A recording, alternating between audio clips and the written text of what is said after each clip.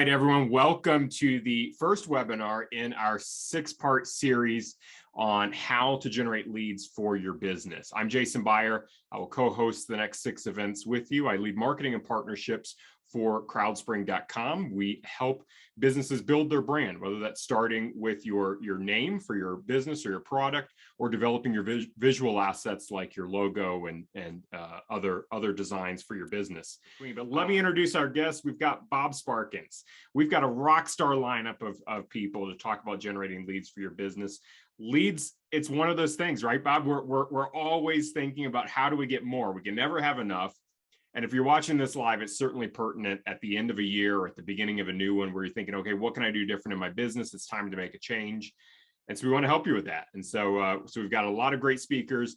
Bob leads really education. He's an educator for Leadpages, and he's got a lot of experience in this area. He's done almost 200 podcast episodes on generating leads that you can go back and listen to. But Leadpages helps you create customizable pages to be able to generate more conversions. And Bob's going to go into much more detail. But Bob, thanks so much for joining us. Really appreciate you. Yeah, thank you, Jason, and thank you for having CrowdSpring sponsor this event. The speaker lineup you have for the remainder sessions is really a knockout group, and it's really an honor to kick things off. So thanks so much for having me. Absolutely. And for those of you watching, really appreciate you taking some time. This is that time of year where people are hustling. They're trying to get the most out of their year. They're trying to hit their revenue numbers, thinking about planning for 2022, all that kind of stuff. And so this session, I hope to really give you a clear pathway towards an easier way to generate leads and to make sure you're doing it in a way that builds you revenue. So it's not just to get email subscribers, it's also to make sure those subscribers turn into revenue. And so that's exactly what we're going to do today. We're going to talk about how to convert more of your visitors into leads and customers. And what I love about being able to be first in this series is that you're going to be hearing through the remainder of this week from people who are going to be teaching you about how to grow your audience, how to get more traffic, how to get more attention. And at the end of the day, what it comes down to is all those things need to funnel towards a specific place on the web. So you can build up a whole bunch of Instagram followers. You can have a great database of people to mail to. Your copywriting can be awesome. But at the end of the day, all those things combine towards needing to convert those visitors into leads and then into customers. And so that's what I'm going to be teaching you. I want to share with you during our time together what's working right now and what's not in landing pages. And as Jason mentioned, we're going to have time for questions. So make sure that you're asking questions inside the chat. I've got it pulled off over here to the side too, so I can take a look on occasion. But if you are thinking about, is my landing page got the right elements, this part of the training is going to help you out. I'm also going to be making sure that what are some of the best performing lead magnets. So these are the things you give away in exchange for that email address. And I know some of you may already know some of this like the back of your hand, but I'm going to assume that many of you are also new to it. So feel free to ask beginner questions, advanced questions. I will be happy to answer any and everything in between. I'm also going to make sure you know how to ensure your mobile visitors are going to get the right experience. Because if you don't optimize for mobile, you're really going to be hurting your conversion rates, because over half of your visitors are likely on their mobile device. How are you going to split test so you can get improved results for your lead generation? Whatever method you use to drive traffic that you're going to learn from Larry Kim and the others this week, you want to make sure that every single visitor has a more likelihood of converting, and split testing is going to help you to do that. And then finally, I'm going to share 3 ways to increase your revenue on your sales pages. So there's a lot I want to teach you today. But when Jason asked me to teach you what are some of the things that you need to know about lead gen, I couldn't narrow it down any further than this. And so you're going to have each of these components. And if you do decide that you want to use Leadpages to make all this process much easier, and you want to get some extra coaching from me and our support team and everything, then you're going to want to make sure to connect for our special offer that we have today. So Jason gave me a quick introduction. I do host our podcast, The Lead Generation. I've been with Leadpages now for over 7 years. Before that, I had a 10-year business ramp up that I was running as a business coach and online trainer. Use Leadpages myself. That's how I wound up being invited to join the team. But first and foremost, I am a husband. I'm a dad. These are my two beautiful, awesome kids, very smart and fun and humorous. And they obviously did a great job at Halloween this year. They won all the prizes, you know, Ursula here and Spider-Man. I'm married to an executive coach who could probably moonlight as a costume designer because she's responsible for this Ursula costume. But the thing I want to share from my background is a business philosophy that I have, which is to take action and revise later. So the idea behind that is throughout this next hour, you're going to be learning some things that you're not sure exactly how they're going to work for you. And that's okay. Some of it you're going to already know. Some of it is going to be completely new. Some of it's a good reminder. But I want you to take action on it. Take action on at least one thing that I teach you. Take action on at least one thing that any of the other speakers teach you this week, and then revise later. Don't wait for it to be perfect. Don't wait for you to have everything in exactly the right place, because the only way you get to a better result is by taking action, moving forward, and making adjustments along the way.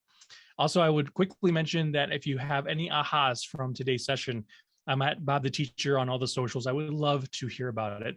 Jason, do you have a hashtag for this event that they are supposed to use too? We do not. Nope. All right, so just tag at crowdspring and at Bob the Teacher and get ourselves situated. Leadpages itself started back in 2012. You may already know about this, landing page builder, now a full website builder as well, lots of conversion tools. But the thing I want to share with our background is just the diversity of the types of businesses that we help. Business owners all around the world, from startups to agencies to franchises, are using Leadpages.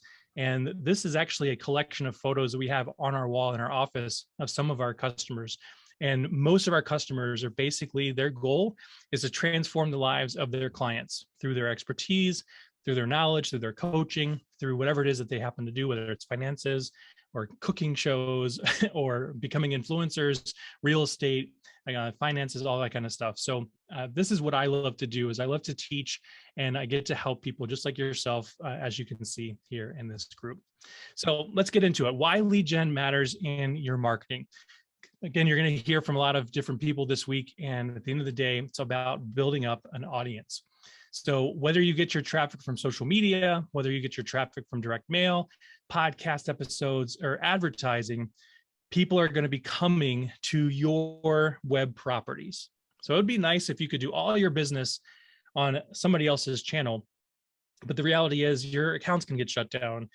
You may find that they fade away. Right now we're at a phase where TikTok and Clubhouse and some other things are sort of rising up in the trend.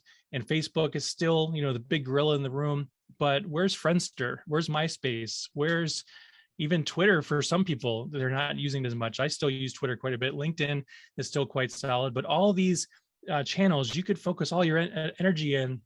And if you put all of your eggs in one basket, you wind up really getting hurt when social shifts change.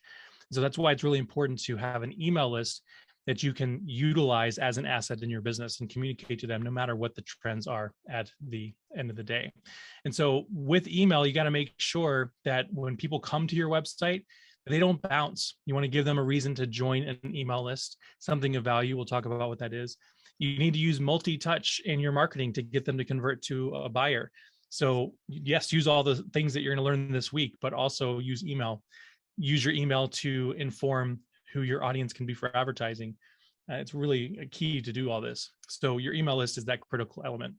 So how do you get the people on your email list? Well, there's a few different conversion tools that you can utilize, but landing pages must be a core part of your marketing. So you can use pop-ups, you can use alert bars, you can even put pop-ups on your website or online inline forms on your website.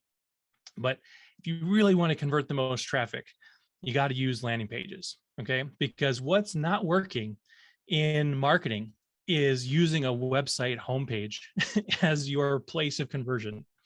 Because the traditional website homepage is a brochure of all the stuff that you do, and maybe you touch on all the people that you serve. But at the end of the day, most people, whether they're doing their own website or they hire it out to somebody else, they want a website that looks great and that tells everybody everything that you do. And so what's the result? Not anyone specific feels like you're talking directly to them. And so what we find historically across the board in the industry is that a homepage that is not optimized for conversion, maybe yours is in that situation, you're likely converting about 1 to 3% of your traffic just to a lead. which means after you spend the money or the time and energy on social for 100 people to come to your website, only 1 to 3 people are actually saying yes. But if you use a specific landing page using some of the tactics I'm going to share with you today, you should be seeing between 8 to 25% to cold traffic converting to become a lead. And so without spending any more money or spending any more time, the same 100 people result in 3 to 20 times more growth, faster growth. So what's not working that you might be doing? Number one, I just mentioned it, relying on your website homepage. Number two, giving people too many choices. You might think that I don't know about you, Jason, but I remember starting when I was back in the day, I was a high school history teacher trying to figure out what I wanted to do online. And I started doing direct sales and multi-level marketing stuff. And I wasn't that great at it.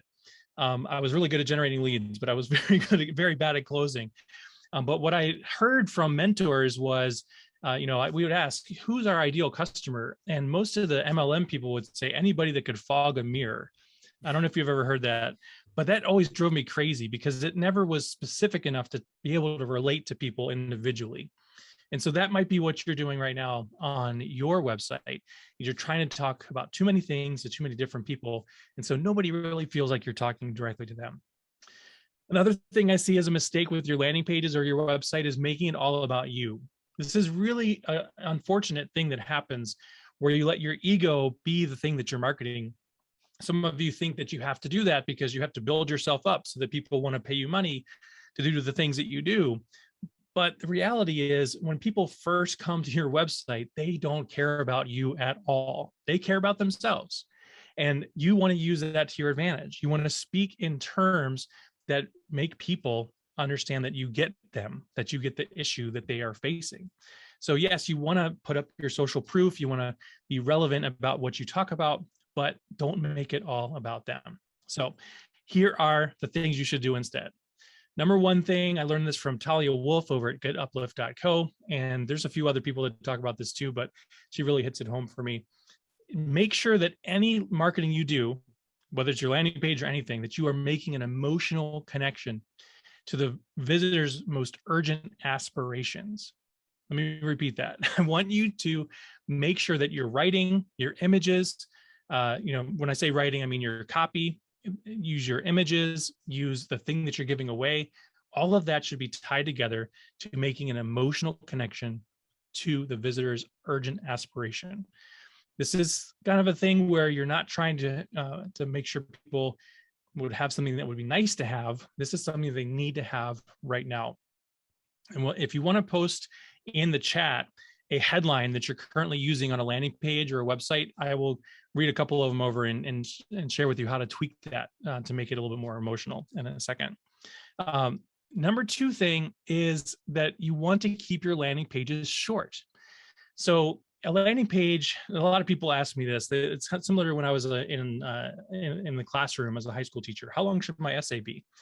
It needs to be as long as it needs to be, but err on the side of brevity, because that's what tends to convert. We've been doing this at Leadpages for 9 years now. We've seen millions of pages. We utilize in our marketing or in our template gallery, we utilize something called the conversion rate filter. So right now I have this filter of all of our templates built on what's the newest one. But if I can click on this highest converting, it goes through all the templates that we have, and it shows what are the most high or the best, highest performing landing pages. And each one of these that you see across the top row and the second row and the half of this third row, and then this one too, but not this one, they are super short. Like this is the entirety of the landing pages. Our very top performing pages for conversion are short. They're hero sections only. And so if you it's not easy, right? When you're trying to create short copy, what's the copywriting saying? If I had more time, I would have written less. Like you're not suggesting this is easy by writing less. You're suggesting make it punchier, make it, you're going to test it. You're going to make it short. You make it emotional. Yeah, exactly.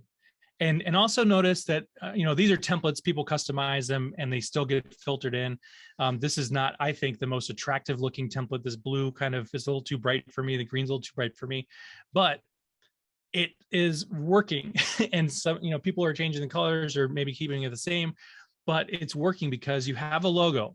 Maybe you utilize CrowdSpring's group to make your logo. But the thing that's most prominent is the headline and the graphic that says what it is that people are getting, whether it's a thing or it's a different way of being, which we'll talk about in a second. But it's not just, get my thing. It's you can design a website is the copy that we have as this example as a template.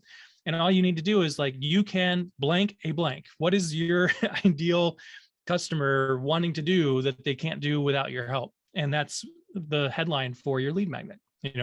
That's the kind of thing that you're wanting to do.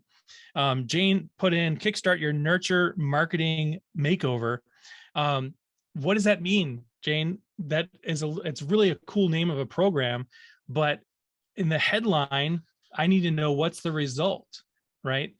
Get, triple the leads in less time, or stop wasting your advertising dollars and get a 1.5 ROAS or something like that. So depending on the person you're talking to, you can speak more or less jargon, but the idea of what you're doing, it needs to be there. So you just posted the second line, Jane, 5 simple shifts to create content that pre-sells premium coaching programs. Awesome. I love that. So let's do something above that. Instead of kickstart your nurture marketing makeover, the goal here is pre-sell premium coaching programs, right? Fill up your coaching program before it even begins. Sell out your coaching program before your first call. Something of that nature, like where you're giving people this sense emotionally that you're going to give them a huge revenue boost before they even get going. Very take action, revise later type of process. So I absolutely love that. So I hope you get the idea. You want to have a punchy headline, like Jason just said. You want to keep your copy very focused. I'm sure you're going to learn from the copy.ai gentleman, how to utilize tools and so forth to help you with this. But you want to keep your overall messaging on a landing page, relatively short. It doesn't say it has to be one section. You can have a second section and a third section, but always err on the side of shorter, and then split test it. And we'll talk about split testing in a little bit. Now, here's another thing that I want you to put into the back of your head. Most people, maybe you're included in this, I know I was, you focus so much energy on the one landing page that's going to just crush it for your business that you don't realize that you want to make 4 or 5 different landing pages for the same offer that you have, because each of those different landing pages can speak to a different audience. So when you think about your customer avatar, do you think about whether they are male or female, or cisgender, transgendered? Are they people of faith? Are they not people of faith? Are they politically minded? Are they agnostic, and all those types of things? Are they homeowners? Are they family people? Whatever the situation is, what are some of the demographics and psychographics that really form a foundation for those individual people? And you can make a landing page for each of those audiences that you touch on, so that you don't have to try to fit all the messaging for all the people into the one thing. And then as you post on social media, as you send out postcards, as you do the different things that you're going to learn about for traffic, you can be funneling people towards different landing pages that are going to be more specific about them. All right.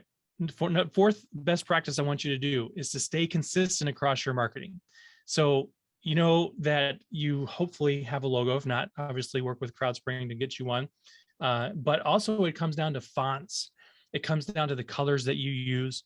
And so one of the things that we like to have people do is put their fonts inside of Leadpages. You can upload the fonts that you want.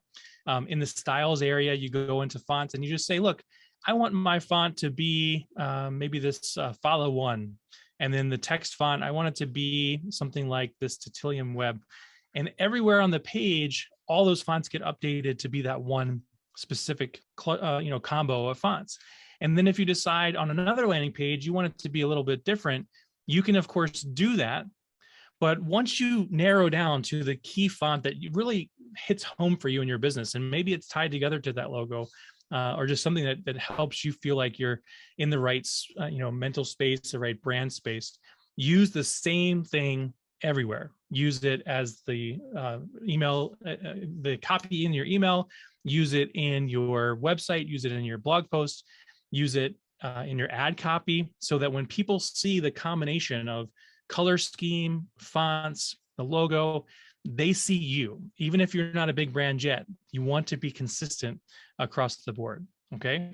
That's why if you look at anything from Leadpages anymore, about 2 years ago, we switched from SAS Blue, since everybody was SAS Blue and their logos, we changed to this purple color, and we changed to this particular font, and we now use it everywhere. So even if you don't see the Leadpages logo, if you're on Facebook and you see these colors in this font, you're gonna go, oh, that's a Leadpages thing. I know what it looks like. So that's the kind of thing that I want you to be focused on for your business as well. Yeah, I think it looks sloppy as well. I think for some of us, we might think, okay, well, we don't have a big brand, we're not Starbucks, we're not Leadpages, so we're not too concerned about our consistency. But if you just look at a landing page and there's 3, 4, 5 different fonts, it's like, whoa, they couldn't pick one, like, did everybody contribute something? And so having that consistency, just makes you look more professional, regardless of what your brand looks like or how big it is. Yeah, love it. You hit a big pet peeve of mine, Jason, which is having more than 3 colors of fonts on a page. It just drives me nuts. You've got, and different styles of fonts too. Some are bold, some are all caps, some are mixed case, camel case. You've got bright red text and yellow sections and different color section dividers. And it does look sloppy, and it doesn't give people the impression that you really know what you're doing. So when you use Leadpages or any other landing page website builder out there, they generally have templates. They generally have some kind of, style guidelines for yourself. Stick to that and don't deviate trying to think that you're, unless you're a designer. If you're a professional designer, go to town. But if you're not, like most people, then, stick to what the template's trying to do. And then the final best practice I have for you, and then I want to answer any of the questions that are coming in, is I want you to reap the rewards of your marketing with this formula on your landing pages. Okay. The result needs to come first. That's your headline. That's running throughout the copy on your page. What is the result that what you're saying to people on this landing page that they're going to get? Whether it's a sales page or an opt-in gift that they're going to, have a lead magnet for, what's the result that they're looking for? So we talked about, Jane, a minute ago about, kickstart your nurture marketing makeover. Nobody wants to kickstart their nurture marketing makeover. What they want is to pre-sell their coaching program so they can have immediate revenue before they start teaching. So that's the kind of thing that you want to have as the result. The second thing on your page you need to have is empathy. You need to use language and images that show that you get that person. Now, some of you are running a business where you've gone through the same journey that your clients will go through. And that's very easy for you then to say, look, I've been where you are. I know where you're trying to get to. I know the steps along the way. I'm going to shorten your learning curve, all that kind of stuff. But some of you are selling things where you aren't in the shoes of the client, but you still need to have empathy to understand what it is that they're trying to do. So don't speak in your jargon about what you're trying to give to them. Make sure you're teaching them and showing in your copy what it is that they can get and that you understand their problem, better than they do. The third thing you need to do on your landing page is have authority. So your logo helps you with that. It also is about social proof, whether it's testimonials or some kind of a quick, one-line case study or so. On your sales pages, obviously, it needs to be a little bit more in depth when you're asking people for money, but you're speaking about yourself only as it's relevant to you being an authority in the space. And it's not about you having these degrees or these alphabet letters after your name. It's more about, why you do what you do and how you have succeeded doing that for other people like the visitor on the page. And then the fourth thing in my friendly little acronym here of REAP is your path. What is the path they need to take in order to get that result? And the path is usually in the form of a call to action button, which is above the fold, easy to see. It's also sprinkled throughout the page, depending on how long it is. And that is the first step of that path. The first step of that path is to click this button, fill out a form, and then get the thing that I'm giving you. then keep going from there. So we're talking about best practices of landing pages, but also the pathway includes the thank you page. It includes the email. If you're using constant contact or something else, you have to make sure you're using your follow-up messaging in order to continue showing people the path to where they want to go. All right. So in a moment, we're going to talk about lead magnets, but I want to take a pause here and ask Jason if there's any questions that have popped up that we want to answer. Absolutely. I've got a couple of comments, but as Bob said, if you have questions, please post them. We've got one from Rhonda we're going to get to here in a second. So please keep the questions coming in. Bob, I was just going to say and give maybe a few more resources that I think could help. For number one, the emotional from our conversations with business owners and even ourselves, even for me, that emotional side, writing short, concise copy that's emotional is tough. It's hard. It needs to be tested. And so I continually, look for ways to help that. I think there's two resources that I'd like to point out, and I'll drop them in the chat.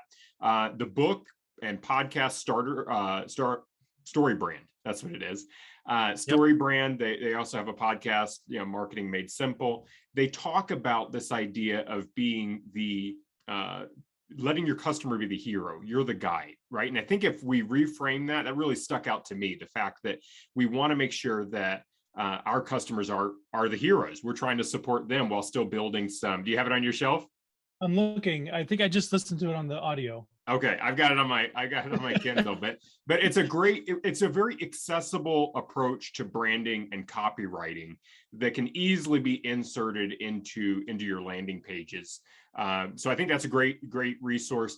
The other one is Marketing Examples. Had Annie McGuire, a copywriter, and I'm going to post this here in the chat. Marketingexamples.com, go over to their copywriting section, you'll find her. She did like 10 different breakdowns of headlines, and she takes something kind of very boring, some of the examples that we're used to, and adds some emotion. And when you see it, it's like, wow, that looks easy. It's not. Try writing a few of these yourself, and it's tough, but it's a couple of different examples that I hope can help you with number one, because I think we all understand the rest of them make sense. Keep it short, try different pages, but that emotional connection, it's hard, right, Bob? Yeah, it really is. It really is. And I want to share a resource with you too. I've got a series of webinars that we do and record and give away for free. One of them on this webinars page is with Talia Wolf. I mentioned her a minute ago, and we talk about, what should your emails say specifically, but in that we're also talking about that emotional element. So I love these resources, and really want to double down on your ability to speak a message to people. You're going to learn a lot from everybody this week, obviously. And at the end of the day, the words you put on paper or on digital paper, so to speak, on landing pages really makes a big difference. I'm glad that you called that out. Do you happen to remember what episode Talia's was on Leadpages, or I'll look for it while you're talking next? On the webinars, it's I'll pull it up real quick. It is called it's one that's focused on email. Because unfortunately, we can give the framework in an hour. We can't teach this. This is a lifelong process of continually educating yourself. But you found it? Yeah, it's just turn more leads into clients within 7 days. So that's a really great place for you to elevate your ability to communicate what you're trying to say and do so in a way that gets results. Perfect. Are we going to talk about A/B testing separately? Is that later, or did you kind of touched on it a little bit, but do you have a section for that? I do. Okay. If you have a quick question, I can give a short answer now and then speak more in depth later. We can save it. Let's get into Rhonda's questions if there's no more. Do you want to pull it up and read it here? Do you want me to read it? Is a discount for signing up enough, or should I scrap that and add more emotion? Example, save 20% on your first purchase, or save 20% on a gift they'll cherish. Rhonda, I'm not quite sure what your business is yet, but I'm assuming you're selling things, some kind of a product line, and a coupon is always good. You can always run a coupon and get people get people to save money on their first purchase. And for people who are price sensitive, that can be a good way to get them as a lead. But I want to, can you tell me, Rhonda, what kind of products you sell? Vancouver themed Christmas ornaments. That's awesome. So our parent company, Redrick, which is in over in Victoria, in the on the islands. But anyway, if you're dealing with a client base who are Christmas celebratory people, then you might have a lead magnet that are some kind of principles for their family to enjoy together around the dinner table. Some kind of a coloring, adult coloring pages or kid coloring pages. That could be your lead magnet. You want to think about what are some adjacent items that people would want for free so that they emotionally feel connected to your brand when it comes to Christmas. And then when they opt in, you say, hey, by the way, you're also going to get a 20% off savings on any of the ornaments that you buy. It may also be like your guide to buying Christmas trees. There's 5 or 6 different types of trees in your area that people could buy. You could give a quick guide as a PDF that lays out how long they usually live after they've been cut down. What are the benefits of an artificial tree? All that kind of stuff you could have as a downloadable guide that's more about information and giving people the sense that they're confidently going into the holiday season, knowing what to do. And oh, by the way, these ornaments are a must-have for your tree. So the coupon is good, but test it against some of this more educational things too, because a more informed buyer will be something that sticks to your brand a lot more. Okay. You have a tutorial on how to decorate your tree. Awesome. Very, very cool. All right. Was there anything above Rhonda's, or is Emily's? Nope. The next one? We got a new one from Emily here. All right. Is having a website with different pages in it, each page would act like a landing page, or having separate lead pages being connected to that same website would be better for conversion. So this is a really good distinction. I want to make sure that you understand. When I talk about landing pages, I am talking about landing pages that are basically published in isolation. The person who comes to that page, if you were to look in these templates again, they do not know because there's no navigation, there's no where to go other than to click the button. They don't know that there's another page that they can visit. Okay. We also, by the way, have holiday ones if you're interested in doing holiday themed pages. That's the beauty of a landing page, is it steers people towards making a decision about one thing. Whereas a website usually has navigation, it has options, it has choices to be made, but you can still optimize it for conversion. So what I want you to do is focus less on what is your overall property of your website look like, and what is the experience that your new visitor has. So when they see you on Instagram, and you're going to learn all kinds of cool stuff from Larry Kim about Instagram lead generation and so forth, and you have your link in bio needs to go somewhere. Does your link in bio go to a website that has all these different options?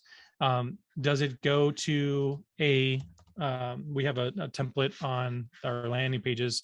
It's just kind of familiar to what you might have seen before.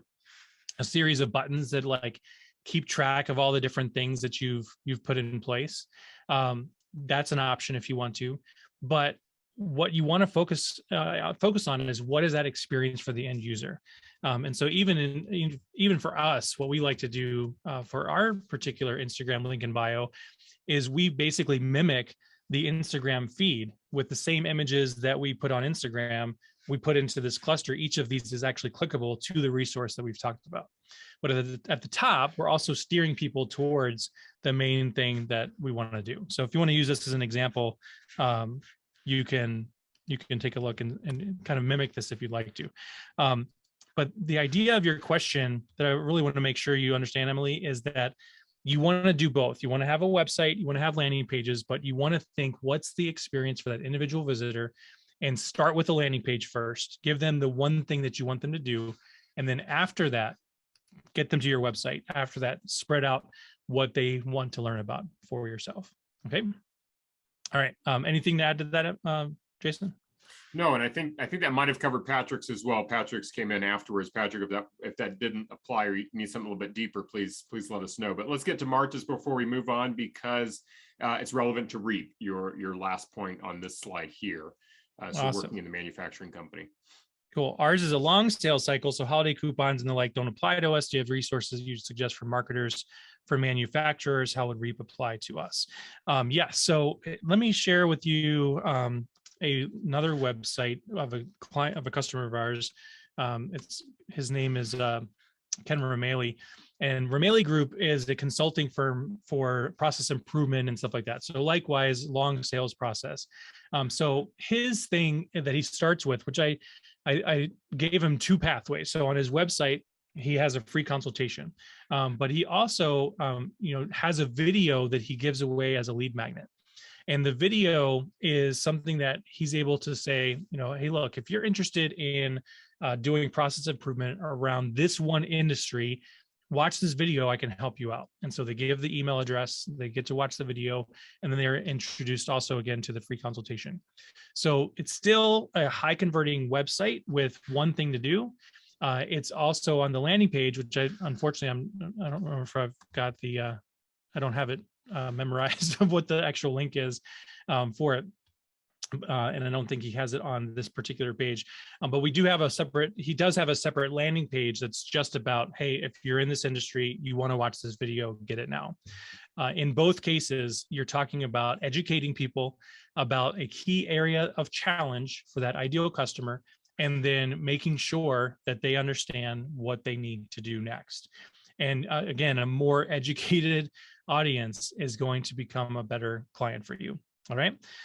So the result is still like in manufacturing. If you're talking about you're going to produce some stuff for a particular company, then they need it faster, they need it cheaper, they need it reliably, they need to break the supply chain gridlock that we're currently experiencing. All these things are the result. The empathy is, look, we've been manufacturing for the last 25 years across these industries. We've done products for these companies, this company, and we know what it's like to have an idea and want to rush it to market or whatever. And then the authority. Here's a couple of quick testimonials, a couple of product shots of ones you've worked with, and then what's the pathway? First step, watch this video. Next step, let's get on the phone and talk. Something of that nature. So you absolutely can utilize REAP in your particular business. Okay. As Jane mentioned, a more nurtured audience is how we look at it. Yeah, absolutely. All right. Thank you for those great questions. Let's go ahead and jump to the next part, because I do want to make sure that we have time for questions on each of the sections. And one of the questions I get all the time during our coaching calls that I do every Wednesday, and just in general on social media, I see, what lead magnets should I use for my business? Now, before I tell you what the top lead magnets are, I want to make sure you understand what is a lead magnet framework. What are they actually doing? Okay. And I apologize, my animation got a little janky here. So you start with some kind of alert to the world that you exist. That can be a post, it could be an ad, it can be someone forwarding an email, but basically they're coming to a landing page where you have this lead magnet, whatever it happens to be. And then they opt in for it. They give you their email address. You take them to a thank you page. And at the same time, they're going to receive that lead magnet via email. And then along the way, they're going to receive email follow-ups from you. Again, you're going to hear about email nurture from Constant Contact later this week. They're going to have that kind of information, and you're going to nurture them along the way. And then eventually you're going to take them to a sales page. And what I want to encourage you to do is, within your lead magnet itself, and even your thank you page, you can go directly to the sales page. You don't have to have a 5-part message before you tell people you have something for sale. But you will know that of your buyers, maybe 10% of your buyers are going to buy right away. And then the rest of them are going to buy after some amount of time, some amount of communication that you have for them. All right. So that's the first thing to know, is what is the actual pathway that they're doing. And when you think about it that way, it's less about getting the lead, and it's more about getting the right kind of lead who's going to become a customer. Okay. So your lead magnet, whatever it happens to be, needs to do 3 things. Number 1, it's got to provide a high degree of value in a concise way. Don't think that your value is some large behemoth of an educational piece of content or some other like huge thing. A lot of people come to me and they're creating their first or second lead magnet, and they say, I'm going to just blow them away and overwhelm them with value by having this 5-part video series, by having this 200-page ebook with all this stuff in it. It's super well designed. People don't care about that. They want a fast result that's along a pathway towards bigger and better results. Okay. So your lead magnet should to be able to provide that value in a very short and consumable way. Second thing it needs to do is build trust and rapport. So you say that you do something on the landing page, you give them the landing page, you give them the lead magnet, and then they actually got what you told them that they were going to get. that gives the trust, that builds them up. Then you use your email along with the lead magnet itself to build that rapport with that new subscriber. And the most important thing that your lead magnet should do for you to grow your business is, again, not to just build up a subscriber list of a bunch of people, but to make sure that your lead magnet is a pre-qualifier for what you're selling. It's a stepping stone towards the thing that you want them to buy. And your lead magnet should include in it some way to ask for their business, whether it's a video or anything of that nature.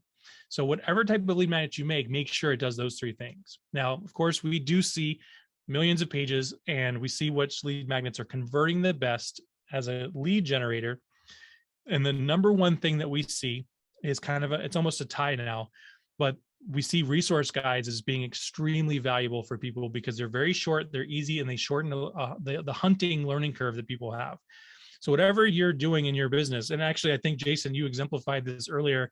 You started mentioning about resources, and everybody's like, oh man, thanks for these resources. You're clicking the link, you're going to it, you're bookmarking it, because you don't want to waste your time trying to find the resources. You want somebody like Jason, who you trust, to give you the resources that he's already vetted, and then you don't have to go hunt for it. That's what a resource guide does. And I always like to think back to this example because I think it's relatable for most people. Even if you don't play golf, most people who try to play golf are never going to be great at it, right? I mean, I think that's just a truth. I want to get better at it myself. And if those of you that have never played golf before, somebody invites you to play golf, what's the first thing you want to do? You want to have the right clubs, right? You want to have the right shoes. You want to have, do you need a glove? Do you not need a glove? Do you need, short tees, long tees? A resource guide is going to be the thing that helps you out. Okay. It's a little tangent. You also touched on some emotion there, right? We don't want to look stupid. We don't want to look stupid with our friends, with our colleagues, with our business owners. So if you can help somebody, and that's a very emotional thing, the first time you're going out golfing, how do you not look stupid, right? Here's the terms to use. Here's the equipment. Don't show up like some cartoon, with everything on your first day. And we can apply that to business as well. How do you make somebody feel comfortable the first time? Exactly. A funny story. The first time Uber came I used to live in Chicago before Wyoming. The first time Uber came to Chicago, I was embarrassed because I was like, wait a minute, I know how to pay a taxi. I don't know what's going to happen when I step in. So you know what I did? I went to find a YouTube video. I don't think it was an Uber video. And they walked through I don't know how many years ago this was. Here's what happens, so that I felt comfortable, okay, I'm not going to look stupid, right? Yeah, you raise a very valid point. People don't want to be embarrassed. And I imagine if you were doing that with Uber, it was back when Uber was only black cars, right? When they were like taxi prices for like Lincoln Town cars. Exactly. I love that time of Uber. That was awesome. All right. The second type of lead magnet that you can use and that's quick to create and easy to consume is a checklist. So the process you take people through or what your programs will do or what your product will do. A checklist will help them understand where they're at to where they're going. And they will also understand that what the steps are. This is how you position psychologically yourself as an authority. I know that was a bad sequence of words in that sentence, but you can psychologically set yourself up as an authority by showing people that you understand the pathway, the process. And the cool thing about checklists too is people will say, cool, I know exactly what steps I need to take, but I don't know how to take those steps on my own. And so I'm going to need your product or your program in order to make that next step. Okay. Cheat sheets are very good too. So again, you're shortening the learning curve for people. Templates are awesome. And I'm not just talking about landing page templates. I'm talking about Excel spreadsheet templates, PowerPoint templates, Word document templates, some kind of a mind map. It can be a template, anything that basically visually represents and can be repeatable or duplicated for the process you're trying to show. Now, if you already have those in place, the next thing I would encourage you to think about doing, but don't lead with because they don't convert as well, but they're still good for nurturing people into customers, is some kind of an e-course where you give them a quick tip for like 5 days in a row, or a quick video. The video tends to be a little bit, you're going to feel like you need to make a more production value out of it. I want you to resist that for your first few lead magnets or your first new lead magnets after this presentation, but keep it under 10 minutes.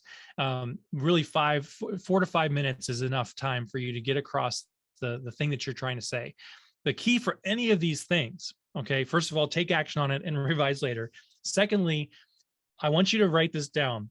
The first or next lead magnet that you make is not the last one you'll make. It is not the last interaction you'll have with your customers or clients. It is a starting point, and you'll be able to experiment with different forms of lead magnets, with different presentations, different depths, different topics. And you don't have to feel like you have to jam everything that you know into one thing. Okay. Same thing with any course or program that you sell. It doesn't need to be thought of as the last one that you're going to make. So yes, you can call it the ultimate whatever, but at the end of the day, you're always going to be open for revision and change and pivoting sometime in the future. So don't put so much pressure on yourself when it comes to making these types of things. All right. So how do you decide what your lead magnet should be? Well, I have a series of questions for you that I want to share. And I think, Jason, this is kind of one of those times in the presentation where people are like, can I get the slides for this? Oh, we didn't cover that, but absolutely. We're gonna send the slides out. Yep. And everything's recorded. Yeah, we'll get you the slides, and you got the recording, and generosity of CrowdSpring for not charging you for the recordings for this group that signed up early. So the first question is, what do you want to sell? So before you think about what you're going to give away for free, you want to ask, what are you selling? And maybe you already have a product or program that you are selling and been successful with. And so that's the thing you start with. For others of you, you're just getting started. What is it that you're trying to sell? Okay. And the second question, to whom do you want to sell it? To whom do you want? You notice do you want is in italics here. To whom do you want to sell it? So in other words, don't just think who would want this, who do you want to sell it to? My mentor, Adam Urbanski, used to basically say, it's your sandbox. You get to create the sandbox of your business of who comes to play with you in that sandbox. And that's really true for the lead magnet and the programs you sell. Who do you want to see show up? Okay. Then the third question, what's one challenge they think they need to solve as soon as possible? What's one challenge they think, not what's the challenge you think that they need to solve, but what are they coming to you with? Remember this empathy thing? Remember coming at it from their perspective. They have self-identified, they have a challenge and they need to address it. So even though there's a root cause or something else that they're not considering, what is it that they are coming to the table with? Okay. Then your expertise is to be able to explain what's the first step to at least partially solving that challenge. Again, you don't have to solve it all in one thing. That's the product that you're selling. But the challenge that they have, there's usually an initial step that they can take in order to at least feel like they're getting momentum. And then the last question is, how can you most quickly demonstrate your value or expertise so that they'll want to buy your bigger program or product? All right. Now, I want to give you an example, and I'm going to show you these questions again, but let's take a look at a life coach or career coach, some kind of executive coach. Again, I'm married to one, so this hits home for me. Inside information we're getting here. Inside information, exactly. But the question would be like, what do you want to sell? And so initially, if you're in this situation, or she might say, you know what, I've got a career coaching program. It's like $1,200. I want to get a bunch of people in it, as the Great Resignation is in flight and all this other stuff. And so I want to get the right kinds of clients on board. Okay, so I want to sell a career coaching program. So then to whom do you want to sell it? Well, I want to sell it to women and men who are in middle management, who want to move into senior leadership, either in their existing company or in a new position. What's one challenge they think they need to solve? So you may think that you know this industry well, and I'm sure you do if you're in this position. And so you have all these things of what they have to do, but what's the person on the other side thinking that they need to do first? Example would be, I need to stand out from a very crowded field and I need to get noticed. So next question, what's the first step to partially solving that? Well, I need to make sure that their LinkedIn profile really pops, because as they're applying for jobs, as they're getting recruited, that's the first thing that people see is their LinkedIn profile and resume. And then the final question, how can you most quickly demonstrate it in a lead magnet? Here's your checklist for optimizing your LinkedIn profile. Now, of course, the person in this situation can then, after they give the lead magnet away, say, buy my bigger coaching program. But the initial thing is to filter through who's looking for the kinds of things that will lead them to want to buy my bigger program. Does that make sense? How's that for an example? Go ahead and tell me, 1 to 10, what you think on that example. If you have a different question or example, please let me know, because I want to make sure this is clear. Because when you get this right, when you get the series of questions right and the answers to it right, you will nail all of your lead magnets much better than if you just try to do something because Bob, said, hey, what I liked is your italics throughout here, right? And I think if we paid attention to what you're really trying to call out, if we have a lead magnet, it's gonna increase by 10x, right? Because what you're saying is we come with all of these preconceived notions about what we want to sell or to who we want to sell it. And that's not necessarily what we need to be doing. We need to be thinking, what's their struggle? Looks like everybody else agrees as well. From CrowdSpring's perspective, a quick example is we have lots of lead magnets. Like you mentioned, we don't just do one. We're constantly iterating and testing. But something fun that we found to create was a quiz. We found that we sell custom design. And you would think that, one thing you would expect people to realize is that they want custom design when they come, but that's not necessarily the case. They want design. They don't want to look stupid, right? They want a strong brand. And those are the things. And one thing we found was people are like, well, why would I pay more for custom design? There's generators and things like this. So we created a very simple quiz that shows 2 logos by themselves. And we say, which one uses color better? Which one uses white space better? Which one does this and that? And then we grade you and explain, like, here's the difference between custom and generic, right? And it's a fun process. It's not our only one, but it approaches it from this perspective of what do they need to solve right now. I love that. Yeah, really great. Really, really cool. Gail asked, is it possible to give away too much? And I like to err on the side of Gary Vaynerchuk here, who's the author of Jab, Jab, Jab, Right Hook. And you'll see him on Instagram all the time talking about you can't give away too much, because at the end of the day, your expertise and your brain, if that's the kind of business you're in, especially, is what they're going to wind up buying. And the key here is that you should give away enough for them to want to buy from you. And sometimes that takes a lot of exchange of free stuff, but don't hold back. You've probably heard people say, like a clenched fist is not something that can receive really well. That's kind of my philosophy too. So I would say err on the side of giving away more than you think, but don't forget to ask for business. That's right. The key thing is you're not trying to give away for 2 years before you start saying, pay me. It's here's some cool stuff, pay me. Here's some cool stuff, pay me for more. Here's some cool stuff, pay me for more. And that's the kind of thing you want to be thinking about. Okay. Yeah, Michael hits it also right on the head here. It's about building trust and authority with the potential client, right? This is what this is doing, especially if you're brand new and you don't have that NASCAR slide of clients as an easy reference. Yeah, and I think the big challenge that most people have, especially for those of you that are in the beginning stages, people like me will tell you the money's in the list, right? And so you think you have to have this list of 5,000 people before you can start selling something. And what winds up happening is you focus on how do I get more subscribers as opposed to how do I get more leads that turn into clients. And so you wind up having all these people on your list who have no business buying from you. They're never going to buy from you. They have no intentions of buying from you, but they sign up to your email list. Now you're paying more money to Constant Contact or whoever you're subscribing, you're using your email for. But if they're not qualified with this kind of a pathway, you're going to not only have wasted people sounds really bad. That's insensitive. You're not going to have people that shouldn't be on your list, but you're going to be receiving messages from them asking you to do things that you don't want to do.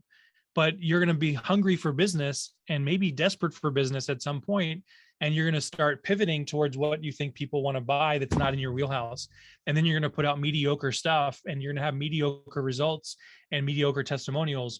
When you focus on this kind of process, these questions, you get the right people who are eager to buy from you, eager to succeed with you, and they become awesome testimonials, referral partners, etc. Yep. All right. Now, quick question, quick tip for you, just real fast. We talked about a lead magnet, and I want to make sure that you understand this philosophy of when should you ask for a consultation. So, quick tip for coaches and service providers: if you're in this situation, say, raise your hand, say yes, I am. Basically, if you're offering yourself, your expertise, your services, this is who I'm talking to. You likely are thinking you need to lead with a free consultation. But I want to encourage you not to lead with your calendar as a lead magnet. And that's because you're generally going to get people who are not really qualified to be in your zone yet. They haven't really gone through at least one hoop in order for them to be qualified. And what happens is you get a lot of consultations on the calendar, but half the people don't show up. Those that do show up, half of them say no. What if you could get 70 or 80% or more of the people you talk to convert into a customer or a client? That's what happens when you put a lead magnet first, and then you put the consultation behind the lead magnet on the thank you page, in the email series, et cetera. And when you improve your consultations and conversion, guess what? You get more confidence going into those consultations, which means that your conversion rate goes higher as well. So just a quick note for those of you that are in that situation, hide your calendar behind at least one lead magnet, because it's going to improve your results overall. And it's kind of counterintuitive, but I want to make sure it's there. All right, I've got two main things to teach you about. Looking at our time, I'm noticing we're getting close to that hour mark. What's our hard stop, Jason? Well, we don't really have one, so let's keep going, because if people find value, they can stay on. So let's get through it. Awesome, perfect. And was there any other questions in that section? We're good. Go ahead. Good. Okay, great. So this one's a little quick one though, but it's, are you optimized for mobile? So as I mentioned before, you're going to get a lot of your traffic is going to be on their mobile device, right? We have these things in our hands all the time. And as a result, they are the default, basically. You may even want to start your design of your landing pages for the mobile visitor first, because it's likely that over half of the people coming to you are going to be on mobile. So what are some requirements to have a good experience for the person on their phone? Number one, no pinching and zooming necessary. All right. That means that there shouldn't be any need to scroll around or zooming in or pinching to see whatever's on the website or the landing page. Number two, the button, meet thumb. Where is the thumb of the user holding their phone? Is it up in the top left corner of the phone, or is that a bit of a stretch to get to, or is it right down in that lower right quadrant? For most people who are right-handed, that's the situation. For those that are left-handed, obviously you need a centered button. So keep that in mind as you're going through your mobile design. And then what's going on with the images and text? How are they playing together? So when you're on a landing page builder like Leadpages, you're going to see that you've got an image and you've got text. And right now this is looking good. But when you go to preview this on a mobile device, you have to check to see, does it actually still work? Or is there, the design, is it not really working? So we see the desktop version, we see what it looks like on tablet, we see what it looks like on the phone. And in this case, it still pretty much works. But if you had a different kind of an image, like let's say, just for sake of fun, we put on an image like this one. That's a really good one for the desktop. And yes, this is my wife. I'm using her again in this situation. The text is covering her face, right? So then we go on the desktop and we're like, well, we need to add a column, and then we can make sure that we don't cover her face up, right? And then maybe we want to see what she looks like a little bit more. So we get rid of this image color overlay. And then we need to come into the column background and we make that have a little bit of a color background with maybe some transparency to it, so that you can see the image and all that kind of stuff. So you do all this stuff and you tweak it and you optimize it for the desktop. Then you go back over to mobile and you're like, how does it look on mobile? Well, let's see. So we're gonna go over on mobile and oh no, we're covering her face again. So when that happens, you want to be able to have a mobile optimized section. So what that means is we can duplicate a section like I'm doing now. And then this section, what we'll wind up doing is just not having that image in the background. Okay, so we'll go into the section settings, we'll get rid of that image, and maybe we'll get rid of the column background as well. And we just make sure that it looks good for the person using mobile. And then in the section settings, we're able to say on device specific display, for this section, we want to hide it on tablet and desktop, so it shows on mobile. And for the first section that we worked at, we want to hide that one on the mobile device. And so that way we get the best of both worlds. We get the opportunity for people who are on desktop to see the page as it is, the way we want it to be on the desktop. And then for the people on mobile, they're not going to see a conflict of image and text on the page, and they're going to get to the content that they need to see. Okay. So there's more to it than just that, but I want you to see that you can easily have different versions of your landing pages within the sections you have by hiding different sections for different displays. Okay. So that's a quick tip about that. The next thing is, how many fields do they have to fill out? So a lot of you with your lead magnets, you're asking them for their name, you're asking them for their email address, their phone number, a big challenge that they have. Well, on a mobile phone, do people want to fill out that many fields? The answer is, of course, no. Now, you can do the same thing I just showed you within your pop-ups if you want to. You can have a mobile version of the pop-up that's just email, and we could go to the same section settings, and we can go to hide it on different displays. Okay, I'm not going to go through that each time. And then you can make a copy of this section.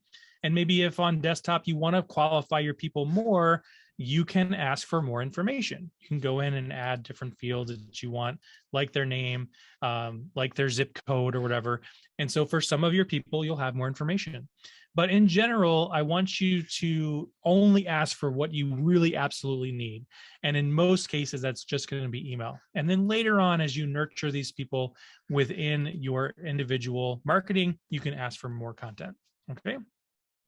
All right, that's it for mobile optimization. Any questions about that? I told you it was a quick one, and I want to make sure that you know that the power of your mobile optimization is in your hands. Everybody's got mobile responsive stuff, but you want to go that next level and really think, how does it look? Not just that it doesn't need you to pinch and zoom, but how does everything come together and look within the actual layout on those different devices? Okay. Perfect. Love it. All right. Javon, you're welcome. Thanks for that comment. And Daniel, also, thanks for your comment too.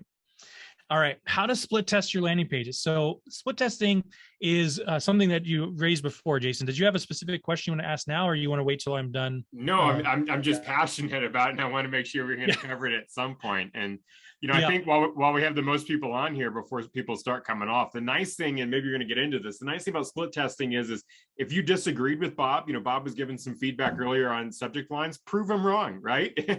And that's the nice thing. We think about that as business owners. We get it, or marketers, we get excited about something that we came up with. Very often, that's not the best path, our pet ideas. And so by having that ability to test it, your wife can disagree with what you want on her coaching page. You guys can test it out. And it's kind of fun. We do that all the time with our team because we're passionate about our ideas. And you just let the split test tell you if it's going to work. So that's my introduction. Big fan of split testing. Split testing, but let's get into it. All right, awesome. Thanks for that bit of explanation, and also why you're passionate about it. While you're doing that, I'm just going to do a quick little link because I know we are at the top of the hours, and I promised some of you a special offer, and I want to make sure those of you that do have schedule conflicts are able to get that. So let me just post it in here real quick.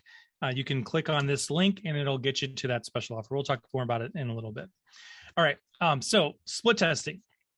So split testing sounds scientific, and it is, and it might sound complex, and it could be, but it can be really easy. And I want to break it down for you so it's super simple. At its core, split testing is simply taking more than one version of a page and sending traffic in a divided way and seeing which one works the best, which one converts the best. Okay.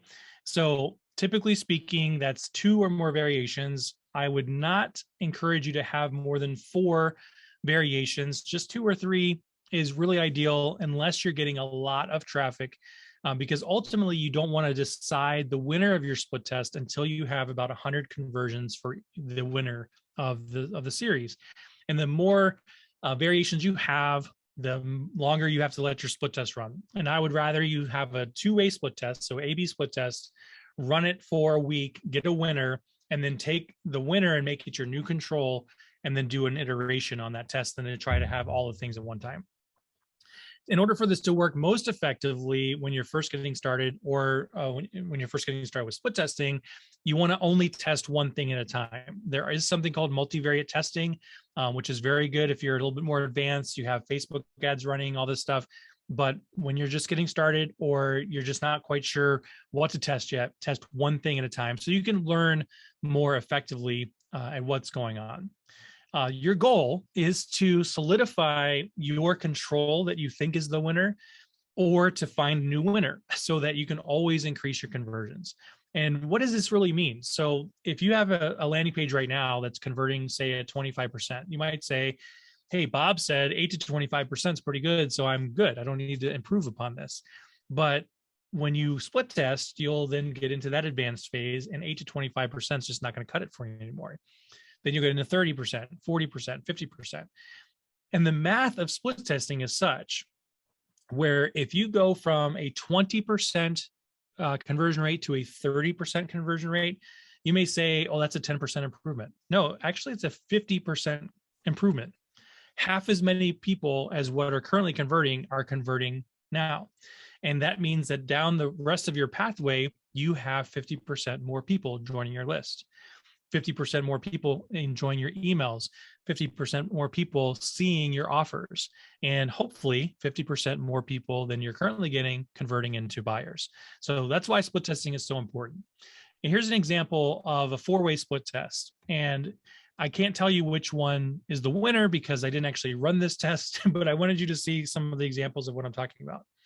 So in this particular case, we have the same text in the opt-in box, the free live training for parents, 5 steps to raising curious and happy kids, all that stuff is the same.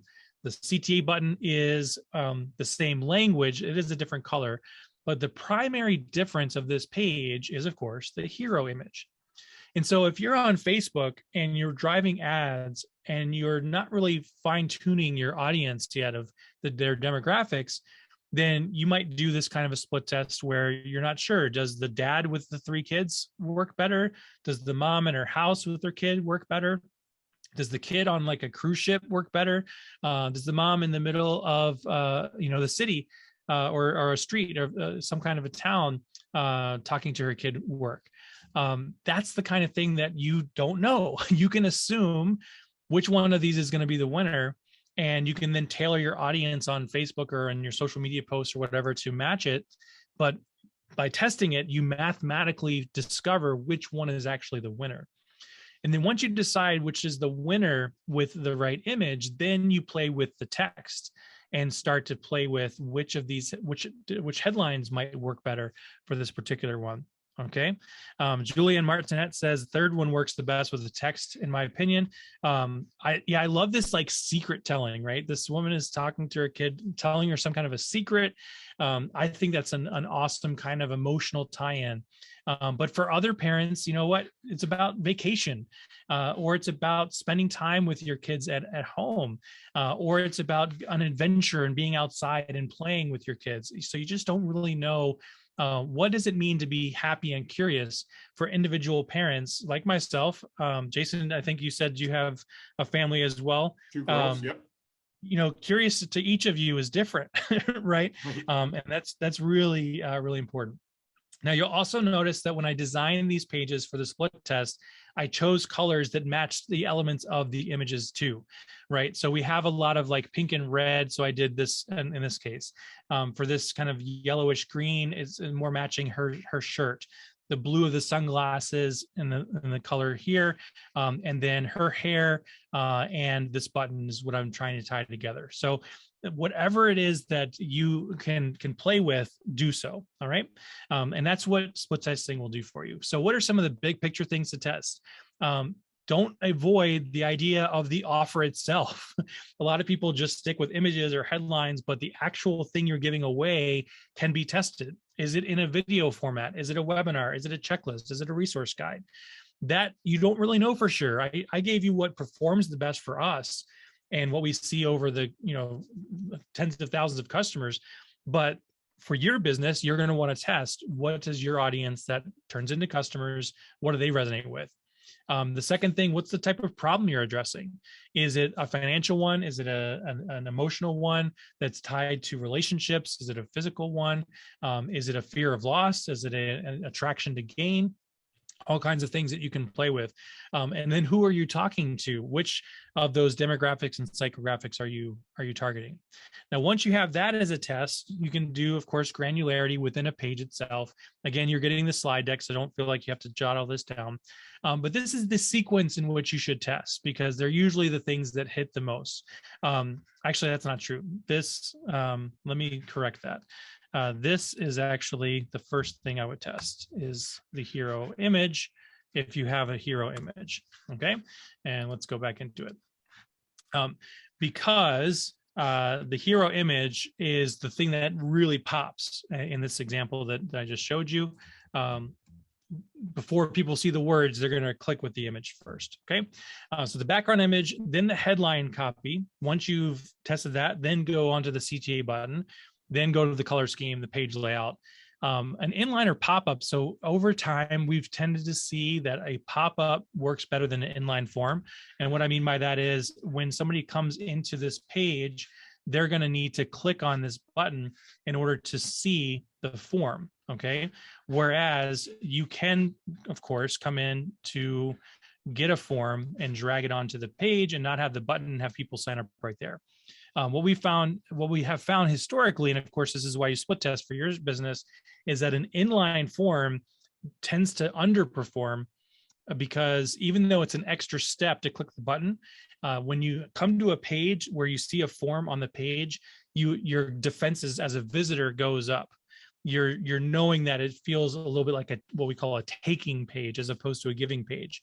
So when you move the form behind what we call a two-step opt-in, it tends to let people's guard down a little bit. They read the copy, they see the image, and then they click the button. And once they click the button, that's a micro conversion where they're saying yes to this one step, and then they're going to fill out the form more. And then, of course, I mentioned at the very beginning, short is usually better, but you want to test that out. We continue to test this out with 1 section versus 3 sections versus 5 sections. And generally speaking, the 1 section outperforms the 3 section and the 3rd section outperforms the 5th. So you test this out for yourself. All right. Any questions about split testing? What did I not cover, Jason, that you wanted to make sure people left with for split testing? I think it was very thorough. Good job. All right. Awesome. Next up, final section is just 3 quick ways to increase your revenue from your sales pages. We've been talking about landing pages under the sense of getting the leads, right? Generating more subscribers to your email list. But landing pages also come in the form of sales pages. And there's a few things that you could do. We could talk about sales pages entirely. There's more webinars in our webinar directory of this situation too. But I want to hit on a few things that people usually forget about. So number 1 thing is better use of testimonials. Okay. So one is, what do they say? When you have a testimonial on your sales page, is it actually saying what you need it to say to convince or persuade the visitor to buy? Okay. And most people will have testimonials that'll say, this was awesome, this was great, this is the best product I've ever got, whatever. But what people need to read in testimonials is a resolution to a challenge or an objection that they had. So when you reach out to your clients and customers for testimonials, and by the way, you should reach out to them. They're not just going to, all of a sudden send you these kind words. Some of them will, but most of them won't. But you can invite them and they should say these 3 things. And then you can condense this down as you write up the finished version, basically, and let them approve it. Number 1 is, what was life like before you got this product? What did they try before? What were they struggling with? Then after I used this product, here's the result that I got. Within a week, within a day, within a month, but short form, what do they get? And then the 3rd step of this testimonial is, now where am I at? Okay, so this is called a before, after that testimonial. Try to encourage your clients and customers, especially your successful ones, to send you that as an encapsulated testimonial. And you can help them massage it so it's a little bit better condensed and concise or whatever. Get their approval, of course, before you post it. But before I used it, here's what it was like. After I used it, here's what it was like. And now after that, so 6 months later, a year later, whatever, After that, here's what is possible. Saying that kind of stuff is going to be important. The next thing that is important is, where do you place them? So what I often see the case is that people come into a sales page. Let's pretend this is a sales page. They come into our custom saved sections. They see that there is a type of section called testimonials, and they see that there's one for a bunch of people. And they're like, I want to put my testimonials at the bottom, and I'm going to put all of them in one spot. Okay. And what I want to encourage you to do is to incorporate your testimonials throughout the page. Okay. So that whenever you're raising up a point, you can have a testimonial speaking to that point. People usually wait to the end or wait to, somewhere towards the bottom to put their testimonials. But what people need to see is, you made a promise of something that you can get people for a result. Testimonial. Then talk about more things about the issue that they have. This is, again, another conversation for another day. But anytime you make a big promise about a result people can get, or the benefits that they're going to get from a program you sell, people are going to have a mental objection to that one thing. But what about me? I have this. That's where testimonials should go. You can still have a cluster of testimonials towards the bottom, but all throughout the page, you should have testimonials. And what that means in some regard is, just as far as how easy this can be, is you can duplicate the testimonials that you make. You bring them up into a different section. I'm going to go ahead and uncover some of these parts of this page that we have here. And once you have like a testimonial spot, or a spot for a testimonial, you can get rid of some of these elements that are here and just keep the one that you want. Right? So here's our testimonials. We're going to get rid of the other ones that we don't need. And we're going to get rid of the heading in this particular case. And then that way we just have this one testimonial. And you usually like to have the testimonials stand out by having a different color background for that particular section before you move on to the next stage. Okay. So just a single testimonial every time you see a big promise being made is a big way to improve your conversions with testimonials. And then the third thing is, what do they look like? So what I just shared with you is a kind of a typical example headshot. Please don't use stock photography for your testimonial images. People will right click on them, Google search them, see that it's inauthentic, and think your testimonial is inauthentic, and completely blows through your credibility. I'd rather have you show no picture than to show a fake picture. Even if your testimonial is authentic. If you put a picture of somebody that's not that person, it ruins your credibility. So don't do it. But also think about taking screenshots of, direct messages that you got off of Instagram or Facebook. Take screenshots of a Twitter post or something else. Those more authentic feeling testimonials are really, really powerful. All right, the second thing I want you to do is to have a smoother checkout process on your sales page. Think about, what do people actually need to give you in order to pay you, and don't ask for more than that. So if you're selling a digital product, don't ask them for their full address, especially if they're on a mobile phone. They don't want to type all that stuff in, even if they have an autofill in. You can just ask for their email address and the payment information. So for example, let's say we come in, we have a payments process for another pop-up. I'm going to go ahead and make a new pop-up. And on that pop-up, we're going to get rid of the opt-in form, and we're going to drag on a checkout form. Okay. And the checkout form is going to be connected to Stripe. This is in our pro accounts, and you can just ask for email and their credit card number. If you're shipping something to somebody, obviously you need their address. But if you're not, Stripe is set up and the security is there, where all they need is the email address and their card information with the month and year of expiration and that CVC code. Once you have that, you're good to go, which eliminates a lot of the steps people would generally take when they're filling out a form online. So what do you need to ask for? How many hoops do they need to jump through? And what happens after they buy? So some of you are cobbling together a couple of pieces to connect a Zap from your payment system to your email system, et cetera. I just want you to know that within Leadpages itself, and hopefully whatever tool you're using, if it's not Leadpages, will allow you to integrate directly with a Constant Contact or a Drip or Aweber, or whatever it is that you're using to separate your buyers from your leads. Okay. And then, of course, they send them to a thank you page that tells them what they can expect next from you. And the third thing that I want you to do on your sales page to increase revenue is to increase your average order value. And your average order value is simply the dollars that you typically get from a new customer.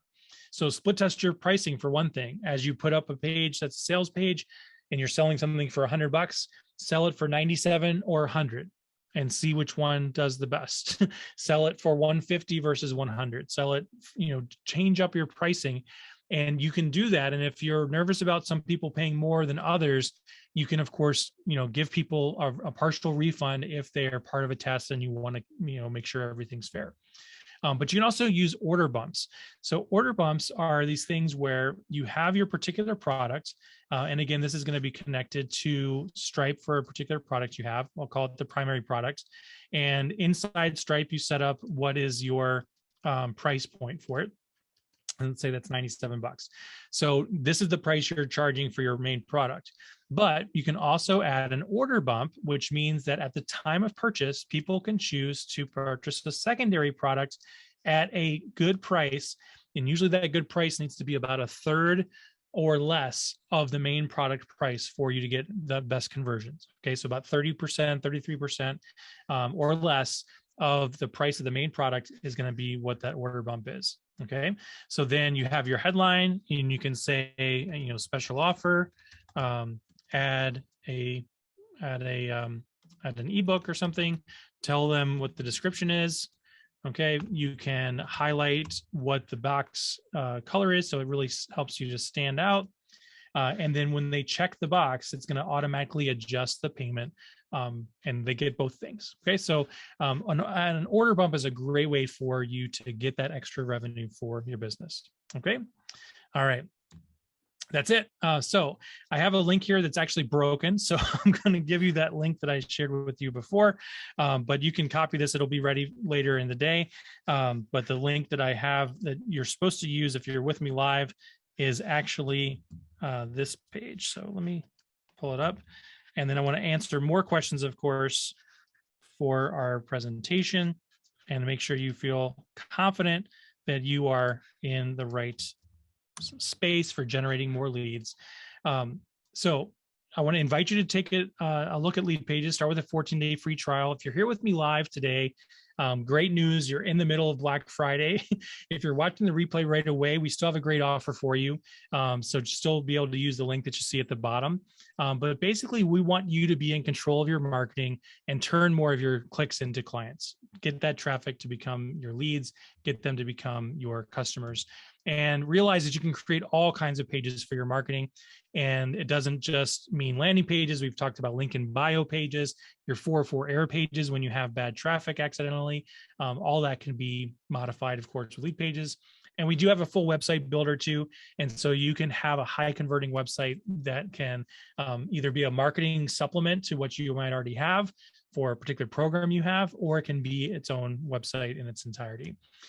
You also get all the account features of your plan you select. I'd recommend the Pro during your trial so you can see all the features you might want, see if you really need them, downgrade, upgrade as you need.